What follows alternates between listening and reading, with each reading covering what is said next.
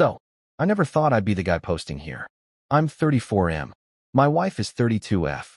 We've been married for 6 years, together for 9. For most of that time, I would have told anyone we were solid. Not perfect, not Instagram couple cringe, but solid. We had our routines. Sunday morning coffee on the balcony. Dumb inside jokes. The kind of comfortable silence that feels earned. But if I'm being brutally honest, the cracks started showing about a year ago. She's always been sharp-tongued. That's not new.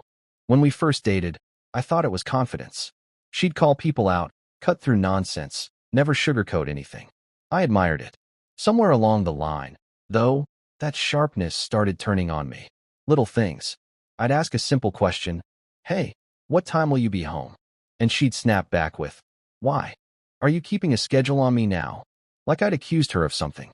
If I forgot to take the trash out, it wasn't just annoyance. It was, "You never do anything without being told. Always never. Always you." And the lying. That part crept in slowly. At first it was harmless stuff. She'd say she was working late.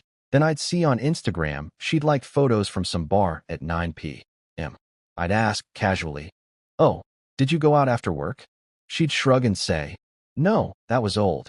Must have double-tapped by accident." It felt off, but small enough that I convinced myself I was overthinking. I started doing that a lot. Overthinking. Or maybe underreacting. Then came the sudden changes. New gym membership. New clothes. Perfume she never used to wear. She'd guard her phone like it contained state secrets. Screen flipped down. Notifications muted. If I walked into the room unexpectedly, she'd tilt it away from me in this weird, subtle motion that was anything but subtle. I told myself it was a phase. People reinvent themselves. Maybe she just wanted to feel confident again. But there was this one night that stuck with me. She came home at almost 1 a.m. Said she'd been at a co-worker's birthday dinner. She smelled like cologne, not her perfume. Cologne. I noticed it instantly because it wasn't mine. I asked about the dinner. She rolled her eyes and said, "God, do I need to give you a full report? It was loud, crowded, boring. Can we not do this?" That "can we not do this" became her shield. Anytime I tried to talk about anything remotely uncomfortable, she'd shut it down with that line. And here's the part that messes with me the most. I still wanted to believe her. Because the alternative? The alternative meant the life I thought I had might not be real. Looking back now, that was probably the first moment I felt it in my gut. Not suspicion, not jealousy, fear. And I ignored it. The thing about denial is that it's comfortable. If you don't look too closely, everything can still look normal. For a few months after that cologne night, I basically gaslit myself. I told myself I was being insecure, that I was turning into one of those paranoid husbands who read too much into nothing. She was busy. She had new projects at work. She was finding herself. Her words, not mine. But the vibe at home changed. She stopped touching me. Not dramatically, just gradually. Fewer random hugs in the kitchen. No more reaching for my hand in bed. If I tried to initiate anything, she'd sigh like I'd just asked her to assemble IKEA furniture at midnight. "I'm tired. I have a headache. Can we not make everything about sex?" That last one hurt. Because it wasn't about sex. It was about connection. Then came the first big lie I couldn't ignore. She told me she had a late strategy meeting on a Friday. I remember the exact Friday because I'd made reservations at her favorite Thai place. I wanted to surprise her. We hadn't had a proper date in months. She texted around 6 p.m., "Running late. Don't wait up." Something in me just snapped. Not anger. Just this quiet, sick curiosity. I checked our shared credit card account. We both use it for random stuff. There was a charge from a wine bar across town. Not near her office. Not near our place. Across town. I stared at it for a solid 5 minutes. When she came home around midnight, she looked different. Not drunk. Not guilty looking. Just energized. Almost glowing. She kicked off her heels, saw me on the couch, and actually looked annoyed that I was awake. "Why are you still up?" she asked. "I thought you had a meeting," I said. "I did. At a wine bar." She didn't even flinch. Oh my God. It ended, and we grabbed a drink. Am I not allowed to have one drink now? The way she said it, like I was insane, made me second-guess myself immediately. "Who's we?" I asked. "My team. You don't know them." "Then why didn't you just say that?" She laughed. Actually laughed. "Because I don't feel like reporting my every move. This is exhausting." Exhausting.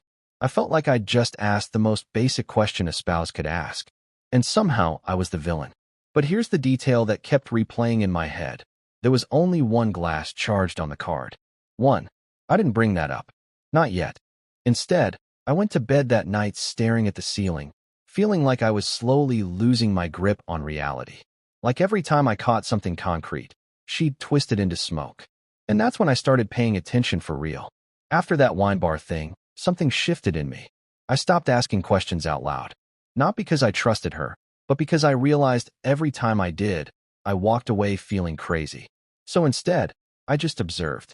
And once I started looking, the pattern was everywhere. She changed her phone password. We used to know each other's codes. Not in a controlling way, just in a "hey, can you check that text while I'm driving?" kind of way. One day I picked up her phone to look up a recipe we'd saved, and boom, password prompt. "Oh, I updated it for work security," she said instantly. Too instantly. We had a phishing scare. I work in IT. That explanation made zero sense. Then came the disappearing notifications. I'd see her phone light up with a name I didn't recognize. M. Just the letter. Then it would vanish before I could even casually glance at it. One night she was in the shower, and her phone buzzed on the counter. I wasn't even planning to look. I swear. But it kept buzzing. 3 times. I glanced down. M. Can't stop thinking about last night.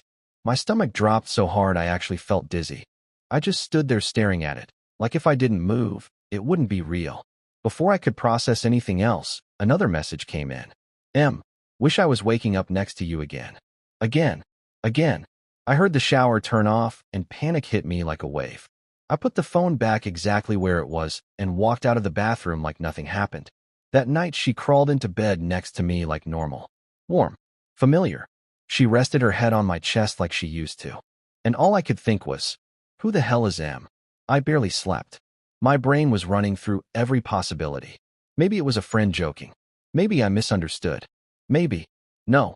There's no innocent version of waking up next to you again. The next morning, she was oddly sweet. Made coffee. Asked about my day. Even kissed me before leaving. That almost hurt more than the text. Because it felt rehearsed. Later that afternoon, I checked our phone bill.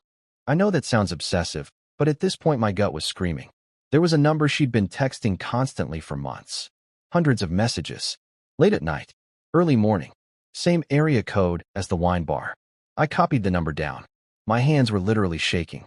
And here's the wild part. That same evening, she came home furious about something completely unrelated. Apparently, I'd forgotten to switch the laundry. She went off on me. Do I have to do everything in this house? You can't even handle one basic task. And I just stood there, holding this nuclear secret in my pocket, listening to her tear me apart over laundry.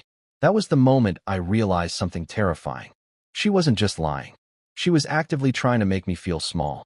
And I didn't know yet how deep this thing with M really went, but I knew it wasn't just a drink at a wine bar anymore. I wish I could say I handled it calmly and rationally. I didn't. For about 3 days after the M texts, I lived in this weird suspended state. I went to work.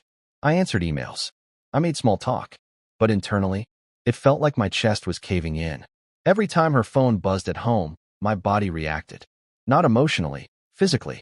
My pulse would spike. My hands would get cold. And she kept acting normal. Slightly distant, slightly sharp, but normal. Then something happened that I still replay in slow motion. She told me she had a weekend work retreat. 2 nights. Out of town. Mandatory. She said it casually, like she was telling me we were out of milk. Since when do you do retreats? I asked. She shrugged. Since now. They're investing in leadership. I asked where. She hesitated. Just for a split second. Upstate. Some hotel. What hotel? Why does it matter? She snapped instantly. You don't trust me or something? There it was again. The flip. I backed off outwardly. Inside, I made a decision. The morning she left, I watched her pack. And this is the detail that wrecked me. She packed lingerie. The kind she hadn't worn for me in over a year. I didn't say anything. I just let her kiss me goodbye. About 2 hours after she left, I did something I never thought I would do. I called the hotel she had mentioned offhandedly in a previous conversation months ago, the only upstate hotel I'd ever heard her talk about for work events. I pretended I needed to confirm a booking under her name because we got disconnected. They had no reservation. None. I felt this cold clarity settle over me. Not chaos, not confusion, just confirmation. So I took the number I'd copied from the phone bill and searched it. It was registered to a guy named Mark. No last name listed publicly. Just Mark. Same city as the wine bar. And then, because apparently the universe wanted to rip the Band-Aid off violently, my friend texted me that night. Hey man, random question. Is your wife at the Lakeview in this weekend? My heart stopped. Yes, I typed, even though she'd never actually named that hotel. Oh, weird.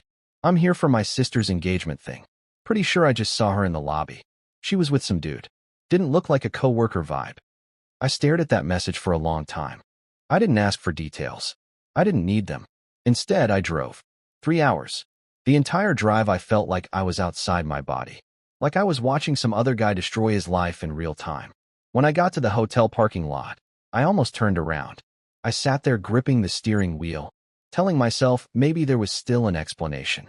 Then I saw her, through the glass doors of the lobby, laughing, hand on his arm, the same smile she used to give me. And in that second, something inside me cracked in a way I don't think can ever fully uncrack. I didn't storm in right away. That's the part that surprises people when I tell them this later. I didn't flip tables or start yelling in the lobby. I just stood there outside the glass doors, watching.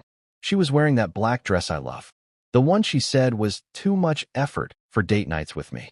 Her hair was done. She looked happy, relaxed, alive in a way I hadn't seen in months. And his hand, it wasn't subtle. It was on her lower back like he'd been there before, like he belonged there. I walked in.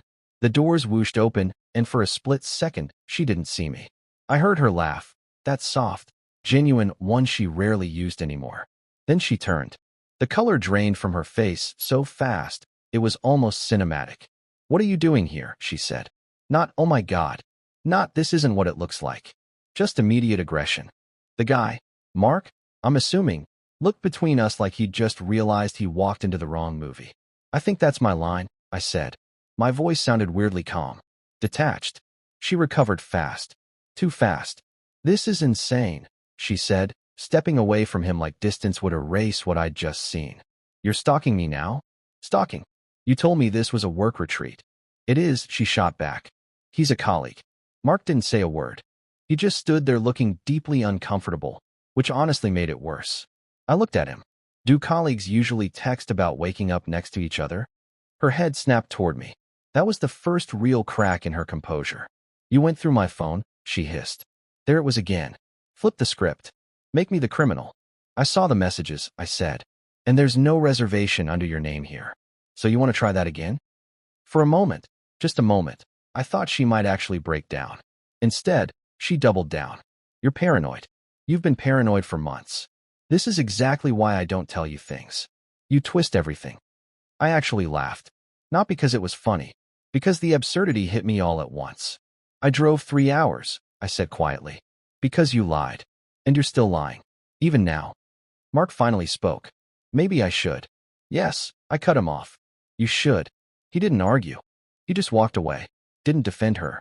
Didn't defend himself. That told me everything I needed to know. Now it was just us in the middle of that polished hotel lobby. She crossed her arms. Defensive. Angry. Fine, she said. You want the truth? I'm not happy. I haven't been happy for a long time. That sentence hit harder than seeing her with him. Because suddenly, this wasn't about one weekend. It was about something that had been rotting under our marriage while I was still trying to fix laundry schedules and plan Thai restaurant dates. And cheating fixes that? I asked. She didn't answer right away. She just looked at me like I was the inconvenience. And that's when I realized this wasn't going to be a tearful confession. This was going to be a battle. We went up to her room. I don't even remember deciding to. It just sort of happened. She grabbed the key card off the counter with this irritated sigh, like I was forcing her into an awkward work meeting instead of catching her mid-affair. The elevator ride was silent. I could hear my own heartbeat in my ears. She was staring straight ahead, jaw tight. Not crying. Not shaken. Just annoyed. Inside the room, there were 2 wine glasses on the desk. One half full. The bed wasn't messy, but the throw blanket was on the floor. Small details. Stupid details. But they felt like evidence in a crime scene. She tossed her purse on the chair. So what do you want? She said. What do I want? I want you to stop lying, I said. She laughed under her breath.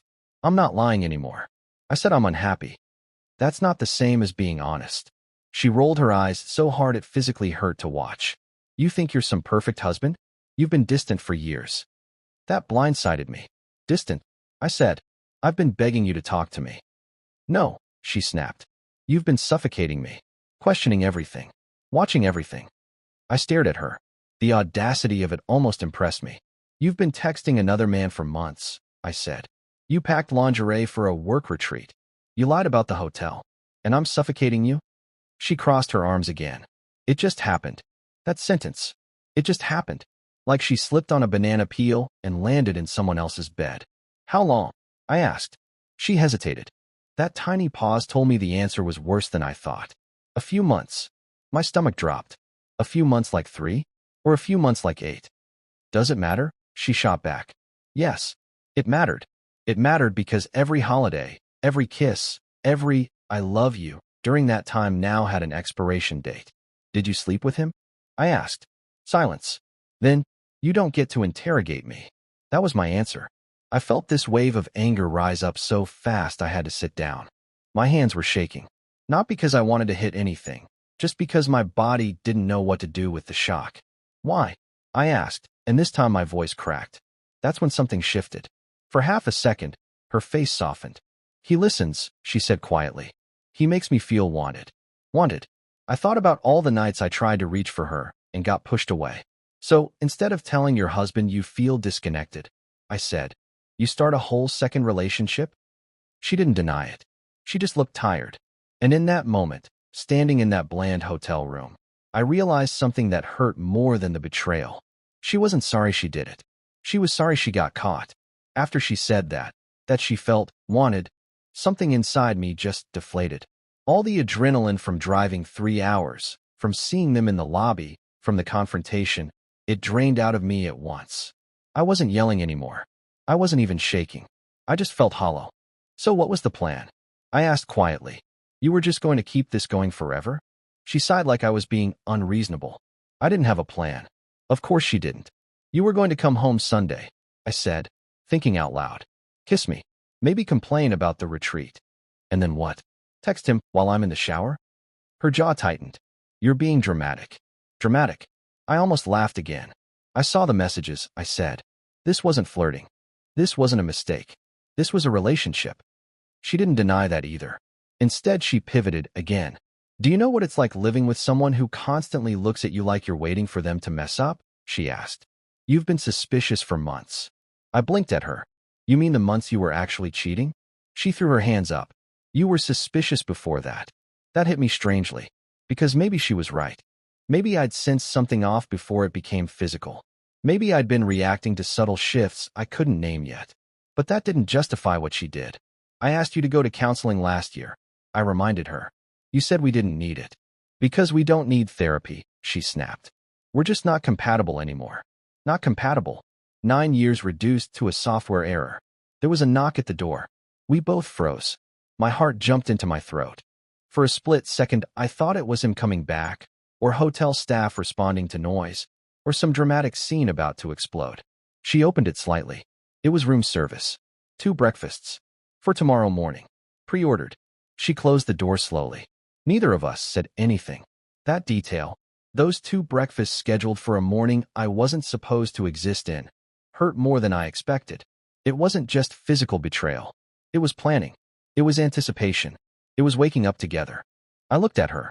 Were you ever going to tell me? I asked. She hesitated. And that hesitation was louder than any confession. I don't know, she said finally.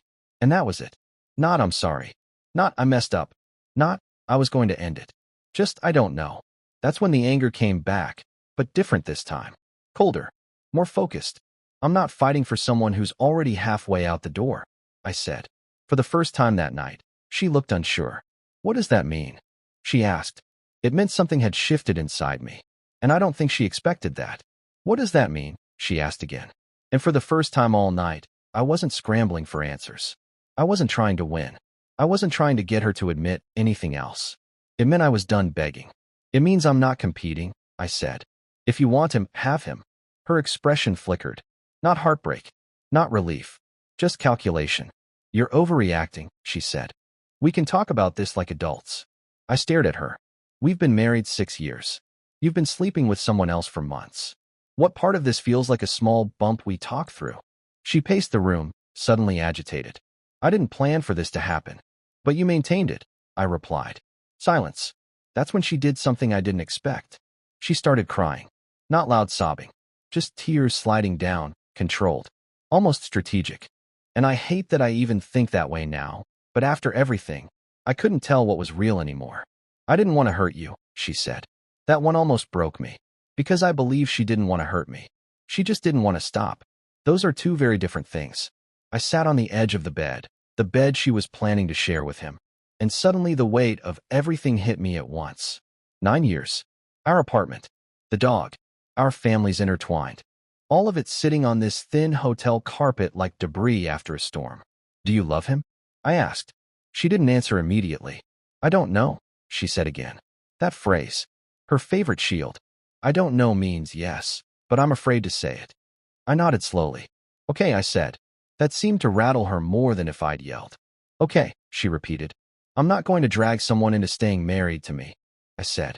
If you're confused about whether you love your husband or your boyfriend, that's already my answer. She flinched at the word boyfriend. He's not my boyfriend. What is he then? A hobby?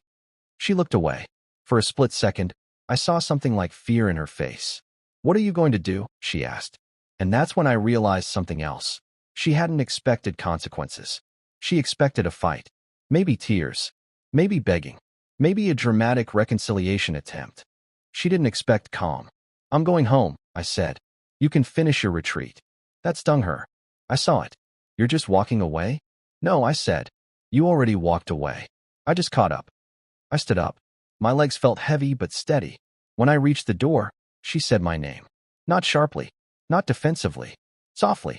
For a moment, I almost turned back. But then I remembered the pre-ordered breakfasts. And I left. The drive home felt longer than the drive there.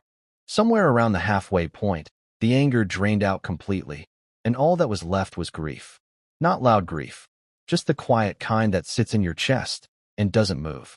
I got home around 3 a.m. The house was silent. Too silent. When you live with someone for years, even their absence has a sound. The hum of their presence. The random noise from another room. The comfort of knowing someone else exists in your space. That night, it felt like a museum of a life that didn't exist anymore. Her shoes by the door. Her mug on the counter. A half-folded blanket on the couch. I just stood there for a while. And then, out of nowhere, I broke. Not dramatic. No screaming. I just sat on the kitchen floor and cried in this quiet, exhausted way. The kind of crying that feels like your body finally admitting something your brain's been fighting. It wasn't just the cheating. It was realizing I'd been living in a different version of reality than she had. The next morning, I woke up on the couch. My phone had 3 missed calls from her. 2 texts. Can we talk? You left without letting me explain. Explain what? I didn't answer. Instead, I did something that felt surreal. I called a divorce attorney. Even saying the words divorce consultation out loud felt like I was stepping into someone else's life. But the lawyer was calm. Practical. Asked basic questions. Assets. Kids, none. Length of marriage. I answered like I was reading from a script. After that call, I felt steadier. Not better. Just clearer. Around noon, she called again. I finally picked up. What are you doing? She asked immediately. At home, I said. You just left me there. You weren't alone. Silence. That's not fair, she said. I almost laughed. The irony was overwhelming. Fair. I said. You want to talk about fair? She exhaled sharply. I made a mistake. A mistake. Spilling coffee is a mistake, I replied. Months of lying isn't a mistake. You're acting like I murdered someone. That comment hit me in a strange way. The comparison was absurd, but the minimization was real. I trusted you, I said. That's what you broke. There was a pause. Longer this time. I don't want a divorce, she said. That stopped me. Because up until now, she'd been defensive. Cold. Detached. Then what do you want? I asked. I don't know. There it was again. I closed my eyes. You don't get to not know anymore, I said quietly. You already chose. She started crying again. Harder this time. Less controlled. I don't want to lose everything. That sentence told me everything I needed to understand. She wasn't afraid of losing me. She was afraid of losing the life, the stability, the house, the safety net. And that realization hurt more than seeing her in that lobby. After that call, I didn't respond. I just sat there staring at the phone, thinking about everything. The last few months replayed in my head like some slow, painful montage. The hidden texts, the late nights, the sudden perfume, the excuses, the cold dinners. All of it had a pattern I'd finally seen clearly. And that pattern wasn't random. It was deliberate. By the evening, I realized I needed space. I packed a bag, drove to my parents' place, and collapsed on their old couch. The one that smelled faintly of vanilla candles and dog hair, the way it always did. It felt like the first place I could breathe in days. I didn't answer calls. I didn't respond to texts. I just sat there, letting the quiet wrap around me, letting the grief hit in waves. And then, unexpectedly, clarity came. I realized the anger had been masking something bigger, sadness. Pure, aching sadness. Not just for the betrayal, but for the years I had invested in someone who didn't invest back. For all the little compromises I'd made, for all the trust I'd given, for every Sunday coffee she pretended to enjoy while texting him under the table. It hurt more than any shouting match could. I called a close friend, the kind you tell everything to. He listened, really listened, without interrupting. And for the first time, I spoke out loud about how it felt to watch your life collapse in slow motion. About the disbelief, the shame, the anger, and the sadness. About how much I still loved her, even knowing she didn't feel the same. By the end of the call, I felt like I could see a way forward. Not back to her, not to the marriage we had, but forward to me. I knew I had to make a choice. Not a rushed, emotional one. Not a retaliatory one. A clear, deliberate choice about what kind of life I wanted after this.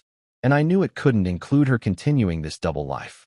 I stayed the night at my parents', staring at the ceiling, thinking about divorce, about confrontation, about how to reclaim my life. And somewhere between midnight and dawn, I felt the first flicker of resolve. I wasn't ready to let go completely, but I was done letting her lie and manipulate me without consequences. I realized for the first time that self-respect wasn't optional. And that realization, sharp, cold, painful, was the start of what I knew would be a long, messy process.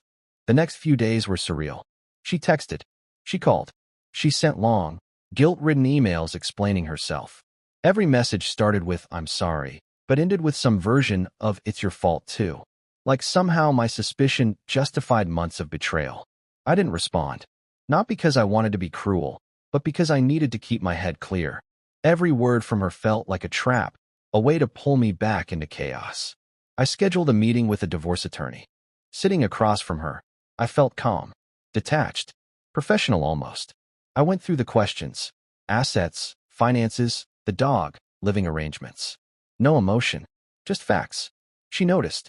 "You're very cold," she said, almost accusing. "I'm not cold," I replied. "I'm sane." That's when the reality of the next steps hit me.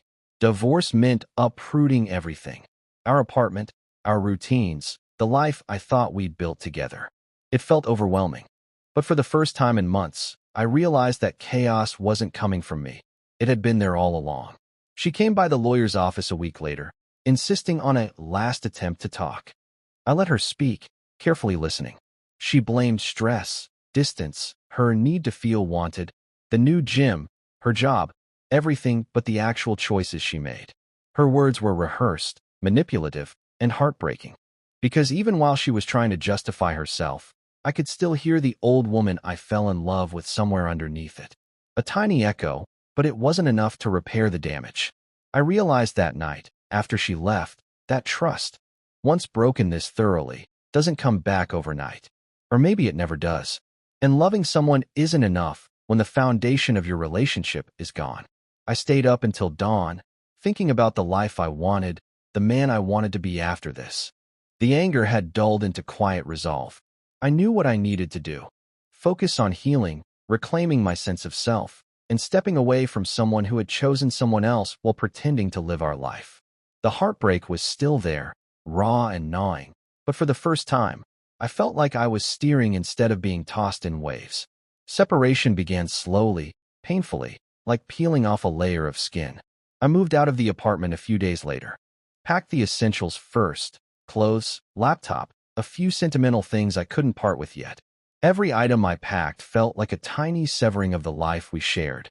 The smell of her perfume lingered on jackets I folded, on the sheets I stripped from the bed. I hated it. I hated her for leaving it there, and I hated myself for noticing. I stayed mostly at my parents' house at first, keeping busy with work, friends, the dog. The silence was brutal. I replayed conversations in my head, every subtle shift in tone, every lie she'd told, every excuse.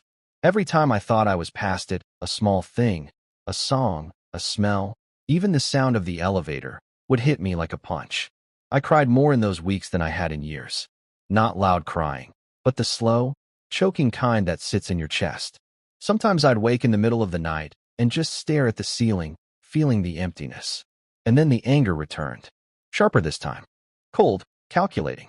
I started writing everything down. Dates, lies, receipts, the texts she couldn't explain away. It wasn't about revenge. It was about reclaiming control. She'd taken trust, honesty, our shared reality. This was my way of taking back my narrative. I reached out to a therapist, something I should have done years ago. The sessions were brutal. I had to face not just her betrayal, but my own denial, my complacency, my need to rationalize and forgive too quickly. I had to admit that part of me had wanted it to be fixable even when my gut screamed it wasn't. Some days were good. Some days were awful. Some days I'd leave the therapist's office feeling lighter, thinking, maybe I can survive this. Other days, I'd cry in the car for an hour after work. But slowly, I started feeling like myself again, the self I'd ignored while trying to patch a marriage that was quietly collapsing. One thing became clear. There would be no dramatic reconciliation. No grand apology from her that would make me forgive her completely. The story had already written itself, and I didn't like her ending. I realized that my healing didn't need her cooperation. My peace didn't require her regret. I could take back my life, even if she stayed in hers.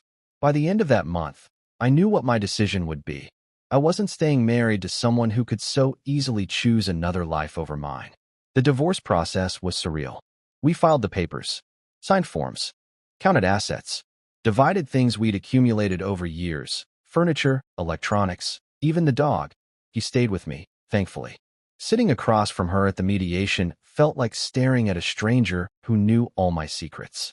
The woman who laughed with me over dumb jokes, who knew the way I took my coffee, who had once whispered, "I love you," while falling asleep. She was gone, replaced by someone guarded, sharp, defensive, and unapologetic. Some of the conversations were petty. She wanted the nicer couch. I insisted on the office chair I loved. She argued over the dog's leash. I laughed bitterly one morning. The absurdity of fighting over things mattered more than feelings. But every small fight carried the weight of betrayal. Every compromise I made felt like a negotiation of dignity. Emotionally, I was a wreck. I had to force myself to eat. Sleep came in fits. Sometimes I'd wake up in cold sweats, my mind racing through memories, imagining scenes I hadn't actually lived, conversations I wished I'd had, confrontations I'd avoided. Yet, slowly, there were moments of clarity, tiny victories. Finishing a day without thinking about her, taking the dog for a long walk and feeling the sun on my face instead of a pit in my stomach, cooking a meal for myself and realizing I could enjoy it alone.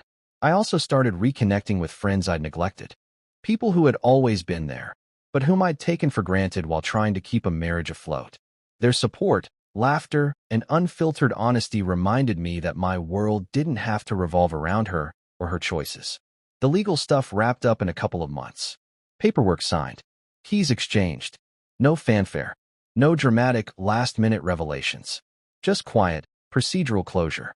And then it hit me, finally, fully, the weight of what she had done. The months of deception. The betrayal. The lies. The casual way she brushed it off. I allowed myself to feel it. Not just the sadness, but the anger, the disbelief, the humiliation. All of it. And when I did, I realized something I hadn't allowed myself before. I wasn't broken. I wasn't ruined. I was angry, yes. Hurt, yes. But I was standing.